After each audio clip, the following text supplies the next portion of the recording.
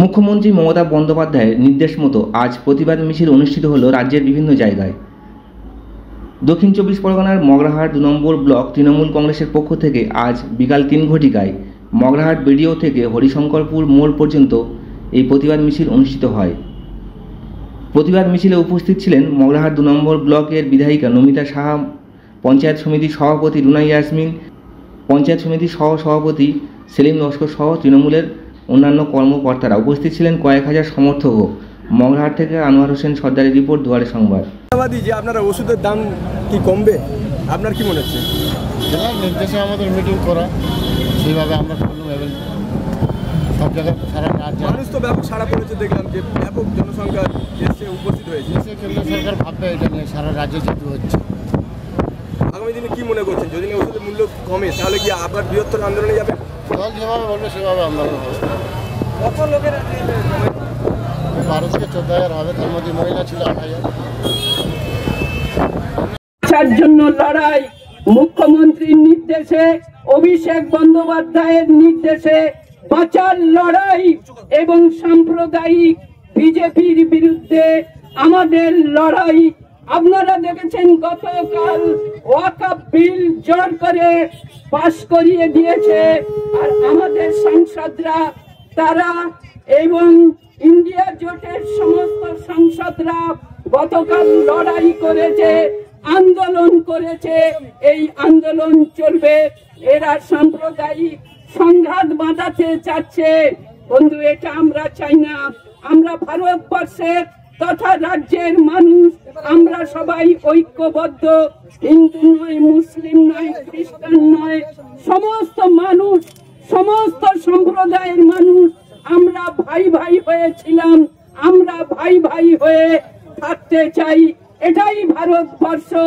অতীত ভারতবর্ষকে দেখলে সবাই রক্ত ভারতবর্ষ স্বাধীন হয়েছে।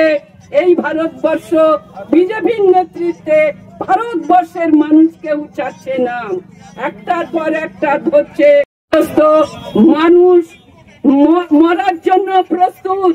ভারতবর্ষের প্রধানমন্ত্রী যা শুরু করেছে, শান্তিতে কারুর বসবাস করতে দেবে না। তাই বন্ধু, আমাদের এই মিছিল আজকে সাকসেসফুল হয়েছে। কয়েক হাজার মানুষ এবং কয়েক হাজার মা বোনেরা পর্যন্ত এখানে উপস্থিত হয়েছে।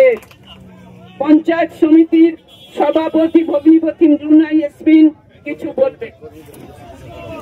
আমাদের প্রিয় মুখ্যমন্ত্রী শ্রীমতী মমতা বন্দ্যোপাধ্যায় ও প্রিয় সাংসদ শ্রী অভিষেক বন্দ্যোপাধ্যায়ের নির্দেশে আমাদের মগরাহাট 2 নম্বর ব্লক তৃণমূলের সভাপতি এবং মগরাহাট 2 নম্বর পঞ্চায়েত সমিতির সহকারী সভাপতি, আমাদের সকলের প্রিয় দাদা মাননীয় সেলিম লস্কর মহাশয়ের ব্যবস্থাপনায় আজকে যে অগণিত মানুষ এই মিছিলে সমবেত হয়েছেন, সবার প্রথমে সকলকে জানাই অসংখ্য ধন্যবাদ এই মিছিলটা সম্পূর্ণ করার জন্য।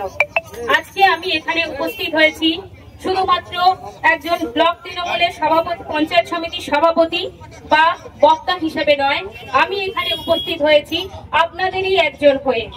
আমি এখান থেকে অনুভব করতে পারি সেই সকল মা ও বাবাদের আর্তনাদ, যারা ওষুধের অভাবে তাদের শিশুদের বিনা চিকিৎসায় মরতে দেখছে, সেই সকল বৃদ্ধ বৃদ্ধাদের কথা, যারা জীবন ধারণের জন্য এক মুঠো অন্ন নাকি ওষুধ কিনবে বুঝতে পারছে না। ওষুধ কোনো বিলাসিতার জিনিস নয়, এটি মানুষের মৌলিক অধিকার।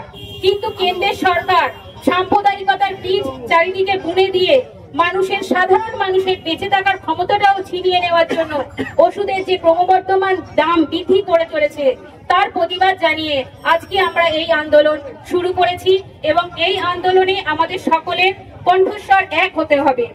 আমরা জানি, ইতিহাসও সাক্ষী আছে যে অন্যায় পরিবর্তন তখনই আসে যখন সাধারণ মানুষ অন্যায়ের বিরুদ্ধে গর্জে ওঠে। আমাদেরও আওয়াজ এক হয়ে থাকবে এবং এই আন্দোলন ভবিষ্যতে বৃহত্তর থেকে বৃহত্তম হয়ে উঠবে। আগত সকল মানুষ, সকল মিছিলে সমবেত সবাই মা বোন ভাইদেরকে আমি অসংখ্য ধন্যবাদ জানিয়ে আমি বক্তব্য শেষ করছি। যার দাম ছিল 1 টাকা 20 পয়সা, 10টা স্ট্রিপের দাম হয় 12 টাকা, সেই ওষুধটার দাম হয়েছে 29 টাকা। আবার এরা বলছে নাকি ভারতবর্ষের উন্নতির স্বার্থে আমরা এই ওষুধের দাম বাড়িয়েছি। আসল ব্যাপারটা তা নয়। নির্বাচনী ইলেকশন বন্ড কিনেছিল বিজেপি কাদের কাছ থেকে? র্যামবাক্সি, একটা পপুলার নয়, এটা ইন্ডিয়ান নয়, বিশ্ববিখ্যাত একজন কোম্পানির কাছ থেকে যে ইলেকশন বন্ডের টাকা নিয়েছিল, সেই টাকাটা সাধারণ মানুষের কাছ থেকে সেই কোম্পানিকে তুলে দিচ্ছে। প্রতিবাদ আমাদের সেইখানে। আমার দলের নেত্রী মমতা বন্দ্যোপাধ্যায় ঠিক জায়গাটা ধরেছেন।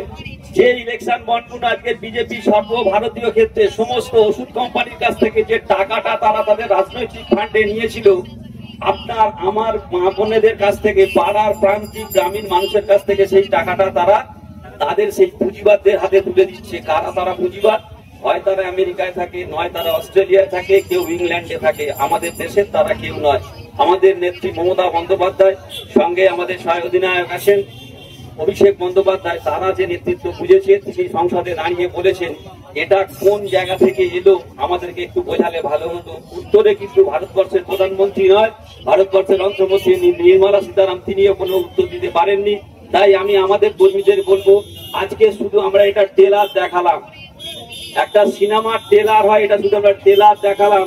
সারা পশ্চিম বাংলা আবারও ভারতবর্ষের শ্রেষ্ঠ আসনটা নেবে মমতা বন্দ্যোপাধ্যায়, অভিষেক বন্দ্যোপাধ্যায়ের নেতৃত্বে। দিনটার অপেক্ষা থাকুন। আমরা তাপদাহের মধ্যে আমরা আস্তে আস্তে আন্দোলনটাকে সংগঠিত করছি। এই আন্দোলন আমরা এমন